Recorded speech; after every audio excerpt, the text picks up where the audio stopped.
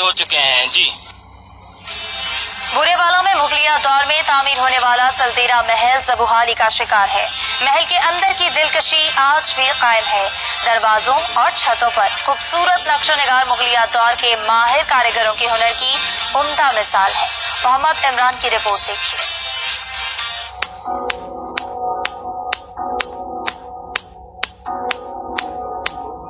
सलदेरा महल बुरेवाला से 27 किलोमीटर दूर दरियाए सतलुज के संगम पर वाक़या है। खूबसूरती में अपनी मिसाल आप इस महल को गुलाम कादिर खान ने तामीर कराया। गुलाम कादिर खान मौजूद सलदेरा रियासत के हाकिम हुआ करते थे। इस महल का नक्शा अजमेर शरीफ इंडिया से तैयार कराया गया। ये किला नमा इमारत जो है, इसमें हिफाजत के सारे पहलू मद्देनजर रखकर इसको तामीर किया गया।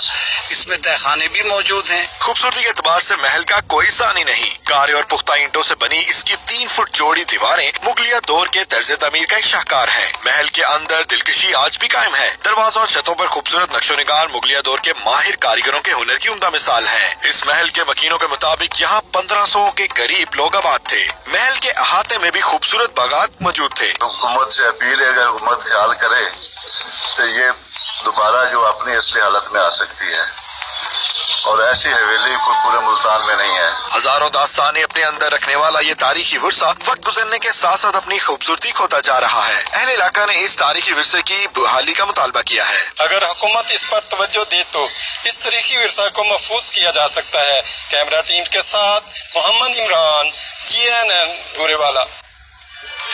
पाकिस्तान की GDP में चावल का पैदावार का हिस्सा 0.6% है और मुल्क में चावल की काश्त तकरीबन